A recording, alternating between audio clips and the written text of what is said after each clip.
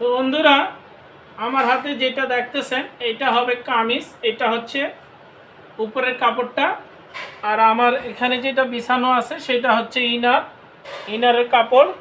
তো যেহেতু এটা ইনার হলো কামিজ, সে কারণে আগে ইনারটা কাটিং করতে হবে।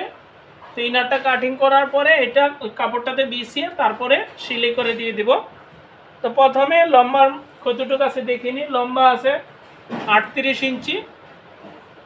এটা হচ্ছে ভিতরে কাপড়টা একটু শর্ট থাকবে, আর কাঁধ আছে 14 ইঞ্চি। তো এখানে 1 ইঞ্চি বাড়িয়ে নিব, 15 ইঞ্চি নিব। এরপরে কাঁধের যে হয়তো দেখা যাচ্ছে না, আমি একটু সরিয়ে দেখাচ্ছি আপনাদেরকে।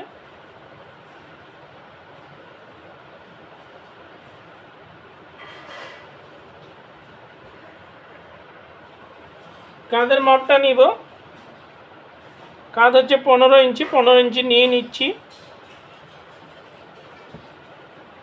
এরপরে বডি, কোমর, হিপ, বডি 7 ইঞ্চি, কোমর 13 ইঞ্চি, হিপ হচ্ছে 19.5 ইঞ্চি, গলার পাশটা হচ্ছে 6 ইঞ্চি, 6-এর অর্ধেক 3 ইঞ্চি। এখন এগুলাকে দাগ করে দিয়ে দিব। কাপড়টা খুব সুন্দর করে বিছিয়ে নিতে হবে যেন আঁকা বাঁকা না হয়।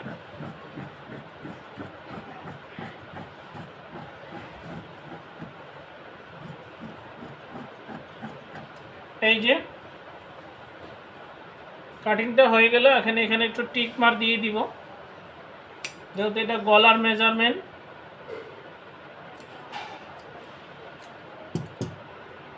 এখন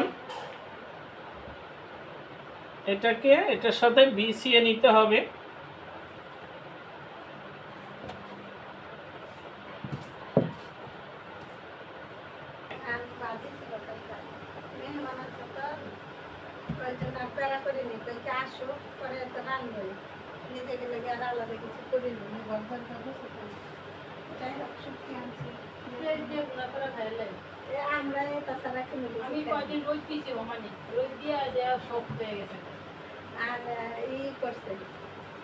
সুন্দর করে মেপে সমানভাবে বিছিয়ে নিতে হবে।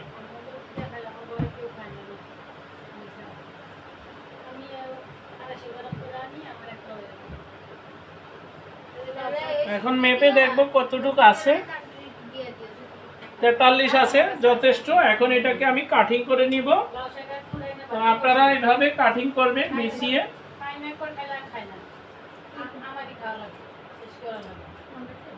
আমার টেবিলটা ছোট, সেই জন্য একটু সমস্যা হচ্ছে। তো আপনারা আপনাদের মতো বড় জায়গায় বা ফ্লোরে বিছিয়ে কাটিংটা করে নেবেন।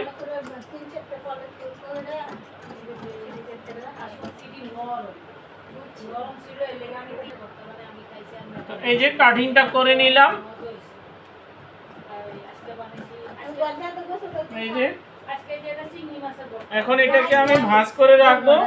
পাশাপাশি এটার যে আরেকটা পার্ট আছে পিছনের পার্টটা, সেই পিছনের পার্টটা এখন আমি সেম এইভাবে কেটে নিব।